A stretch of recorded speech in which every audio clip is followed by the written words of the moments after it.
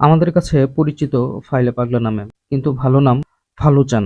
জন্ম বাসাইলে হলেও তৃতীয় স্ত্রী সন্তান জন্মদানের সময় মারা যান। প্রচণ্ড কষ্ট পেয়ে ফাইলা পাগলা বাড়ি ছেড়ে চলে যান। বিভিন্ন জায়গায় ঘুরে শেষ মুহূর্তে আশ্রয় নেন সখীপুর উপজেলার দারিয়াপুর গ্রামে। এইখানে এক উপজাতি মান্দি তাকে আশ্রয় দেয়। মান্দির আশ্রয়েই সে এইখানে থাকে। এইখানে তার বিভিন্ন সময়ে বিভিন্ন অলৌকিক কর্মকাণ্ডের কথা ছড়িয়ে পড়ে।